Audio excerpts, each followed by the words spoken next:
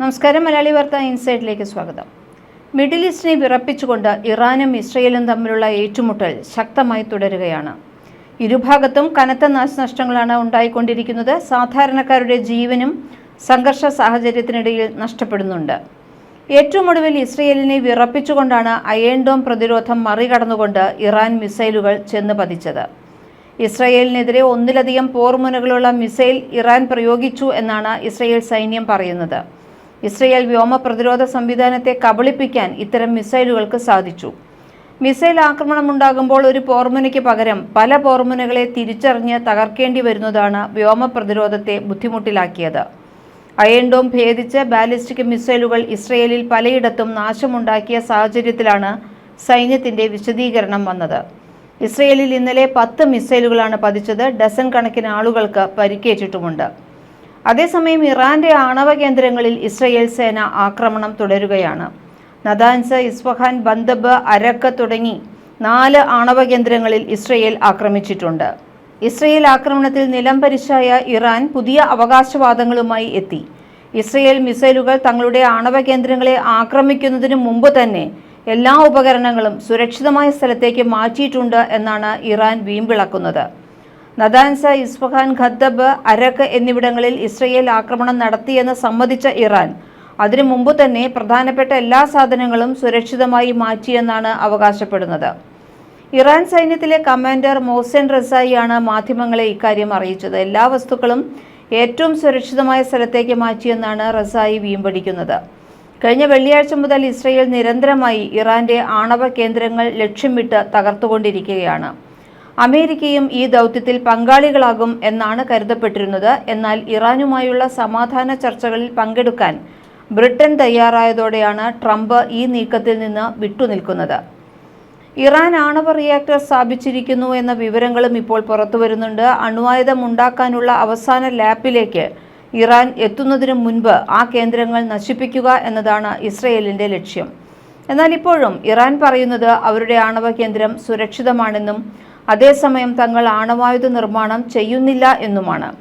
എന്നാൽ ഇറാന്റെ പക്കൽ ആണവായുധങ്ങൾ ഉണ്ട് എന്നു തന്നെയാണ് ഇന്റലിജൻസ് റിപ്പോർട്ട്. ഇതിനൊപ്പം തന്നെ പാകിസ്ഥാനെ ആണവായുധങ്ങൾ ഇറാൻ കൈമാറിയിട്ടുണ്ട് എന്ന് വിവരങ്ങളും പുറത്തുവരുന്നു. ഇറാൻ നിരുപാധികം കീഴടങ്ങണമെന്ന ആവശ്യമാണ് ട്രംപ് ഇപ്പോൾ മുന്നോട്ട് വയ്ക്കുന്നത്. ഇല്ലെങ്കിൽ ശക്തമായ വ്യോമാക്രമണം നടത്തുമെന്ന് ട്രംപ് ഭീഷണിയും മുഴക്കിയിരുന്നു. വൈറ്റ് ഹൗസിൽ യുദ്ധകാര്യങ്ങൾ ചർച്ച ചെയ്യുന്ന സിറ്റുവേഷൻ റൂമിൽ ട്രംപ് ഉന്നത ഉദ്യോഗസ്ഥരുമായി വിശദമായി തന്നെ ഇറാനെ നേരിടേണ്ട മാർഗങ്ങൾ വിശദമായി ചർച്ച ചെയ്തിരുന്നു.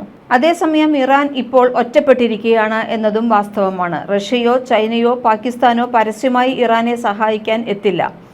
എന്നാൽ G7 രാജ്യങ്ങളുടെ പിന്തുണ ഇസ്രയേലിനുണ്ട്. Italy, US, France, Germany, UK, Canada, Japan എന്നിവയാണ് G7 രാജ്യങ്ങൾ.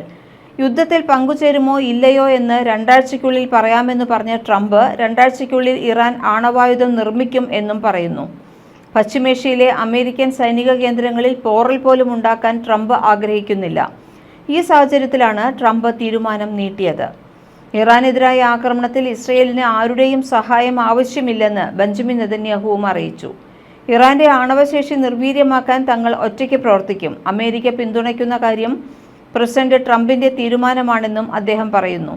ഇറാൻ ഇസ്രയേൽ സംഘർഷത്തിൽ അമേരിക്ക ഇടപെടണോ എന്നതിൽ 2 ആഴ്ചയ്ക്കുള്ളിൽ തീരുമാനമുണ്ടാകുമെന്ന് വൈറ്റ് ഹൗസ് അറിയിച്ച ശേഷമാണ് ഈ പ്രതികരണം. ഇറാന്റെ ആണവ പദ്ധതിയിലെ ആണിക്കല്ലാണ് നദാൻസ് യുറേനിയം സമ്പുഷ്ടീകരണ കേന്ദ്രം. രണ്ടാമത്തെ വലിയ ആണവ സമ്പുഷ്ടീകരണ കേന്ദ്രം ഫോർദോയാണ്. ടെഹ്റാനിൽ നിന്ന് 95 കിലോമീറ്റർ തെക്കുപടിഞ്ഞാറുള്ള ഖൂം നഗരത്തിന് സമീപത്തെ പർവ്വതമടക്കുകൾ തുരന്നുണ്ടാക്കിയ ഫോർദോ പാറക്കടിയിൽ 80 മീറ്റർ ആഴത്തിലാണ് സ്ഥിതി ചെയ്യുന്നത്. ഇറാന്റെയും റഷ്യയുടെയും ഭൂതല വ്യോമ മിസൈൽ പ്രതിരോധ സംവിധാനങ്ങളുടെ കാവലുള്ള ഫെർദോ തകർക്കാൻ ഇസ്രയേലിന് US-ന്റെ ബങ്കർ ബസ്റ്റർ ബോംബായ GBU-57AB വേണം. ഭൂഗർഭത്തിൽ സ്ഥിതി ചെയ്യുന്ന ഇറാന്റെ ഫെർദോ ആണവ സമ്പുഷ്ടീകരണ കേന്ദ്രം തകർക്കാൻ ഇസ്രയേലിനെ സഹായിക്കുന്ന കാര്യം ട്രംപ് പരിഗണിക്കുന്നുണ്ട് എന്നാണ് റിപ്പോർട്ട്. ഫ്രാൻസും ബ്രിട്ടനും മധ്യസ്ഥ ചർച്ചയ്ക്ക് തയ്യാറാണെന്ന് പറഞ്ഞിട്ടുണ്ട്. എന്നാൽ ഇസ്രയേൽ ചർച്ചയ്ക്ക് തയ്യാറല്ല എന്നും പറയുന്നു. ഇതിനോടൊപ്പം ഇറാന്റെ പിന്തുണയോടെ ഇറാഖിൽ രൂപം കൊടുത്തിട്ടുള്ള കത്തൈബ് ഹിസ്ബുള്ള ഇറാനോടൊപ്പം ചേരുമെന്ന് പ്രഖ്യാപിച്ചിട്ടുണ്ട്. അമേരിക്ക ഇസ്രയേലിനു വേണ്ടി കളത്തിലിറങ്ങുന്ന നിമിഷം തന്നെ ഹിസ്ബുള്ള ഇറാനു വേണ്ടി ഇറങ്ങും എന്ന് ഇപ്പോൾ വ്യക്തമാക്കിയിരിക്കുകയാണ്. ഈ യുദ്ധത്തിൽ ഇറാൻ വാസ്തവത്തിൽ ഒറ്റപ്പെട്ടിരിക്കുകയാണ്.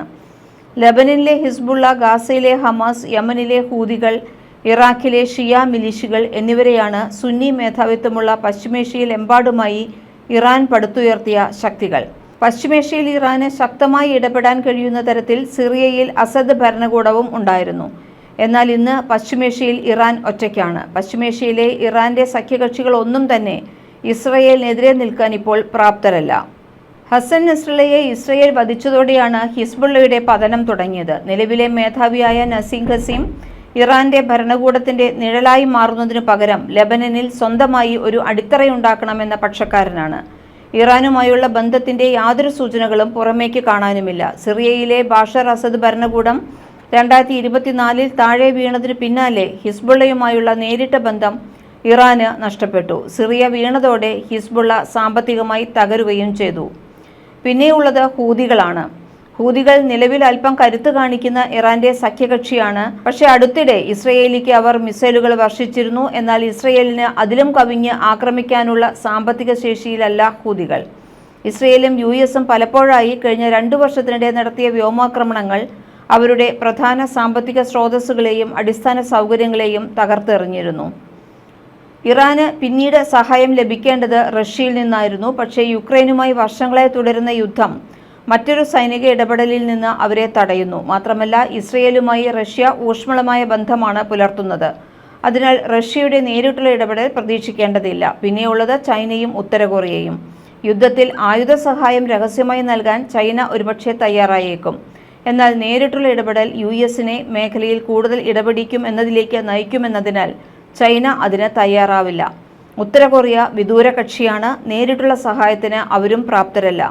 മുമ്പ് ഇറാൻ മിസൈൽ പദ്ധതികൾക്ക് ഉത്തര കൊറിയ സഹായങ്ങൾ നൽകിയിട്ടുണ്ട്. ഇന്ത്യയാണെങ്കിൽ ഇക്കാര്യത്തിൽ തികച്ചും നിഷ്പക്ഷമായ നിലപാടാണ് സ്വീകരിച്ചിട്ടുള്ളത്.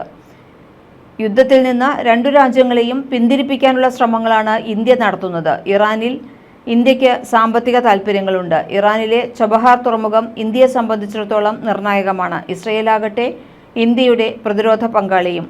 നിലവിലെ സാഹചര്യത്തിൽ ഇറാൻ ഇക്കാര്യത്തിൽ സ്വയം പോരാടേണ്ടി വരും. ഇതേസമയം തൊട്ടയൽപ്പക്കത്തെ ആണവശക്തിയായ പാകിസ്ഥാനെ US വരുതിയിലാക്കാനുള്ള ശ്രമങ്ങൾ നടത്തുന്നു. പാകിസ്ഥാനിലെ സേനാ താവളങ്ങളിൽ US-ന് നേരിട്ട് പ്രവേശനം ഉറപ്പാക്കാനുള്ള തന്ത്രങ്ങളാണ് US നടത്തുന്നത്.